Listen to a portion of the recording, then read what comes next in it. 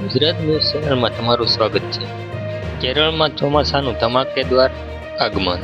ગુજરાતમાં ક્યારે બેસશે ચોમાસું? આઈએમડીએ સત્તાવાર જાહેર કરી છે કે દક્ષિણ પશ્ચિમ ચોમાસું નિર્ધારિત સમય આસપાસ કેરળમાં પહોંચી શક્યું છે. આ સાથે જ દેશની સૌથી મહત્વપૂર્ણ વરસાદી ઋતુનો પ્રારંભ થઈ ગયો છે.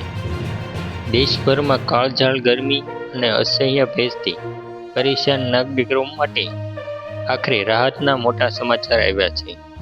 ભારતીય હવામાન વિભાગે સત્તાવાર જાહેર કરી છે કે દક્ષિણ પશ્ચિમ ચોમાસું નિર્ધારિત આસપાસ કેરળમાં પ્રવેશી ચૂક્યું છે. આ સાથે જ દેશની સૌથી મહત્વપૂર્ણ વરસાદી ઋતુ પ્રારંભ થઈ ગયો છે. કેરળમાં એન્ટ્રી બાદ હવે ચોમાસું ઝડપથી આગળ વધી રહ્યું છે. વરસાદની રાહ જોઈ રહ્યા છે.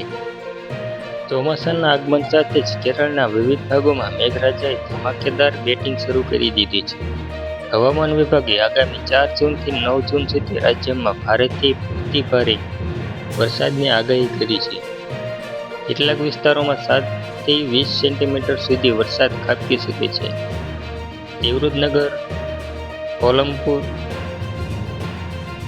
એર્નાકુલમ અને ત્રિશુર જેવા દરિયાકાંઠાના જિલ્લાઓમાં ઓરેન્જ એલર્ટ જાહેર કરવામાં આવ્યું છે.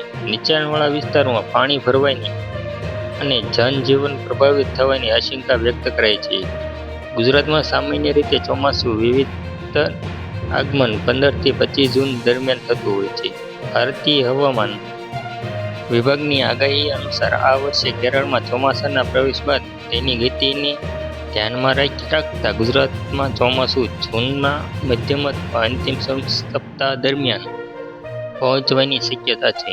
દક્ષિણ ગુજરાત અને સૌરાષ્ટ્ર વિસ્તારોમાં 15 થી 20 જૂન દરમિયાન ચોમાસું પ્રવેશી શકે છે, જ્યારે રાજ્યના અન્ય વિસ્તારોમાં 25 જૂન સુધીમાં ચોમાસું સત્તાવાર રીતે બેસી જાય તેવી સંભાવના છે. ચોમાસાના આગમન પૂર્વે રાજ્યના અનેક વિસ્તારોમાં ગાજવીજ, વીજળી અને તેજ પવન સાથે પ્રી મોન્સૂન વરસાદની શરૂઆત થઈ ચૂકી છે, જેના કારણે વાતાવરણમાં ઠંડક પ્રસરી છે.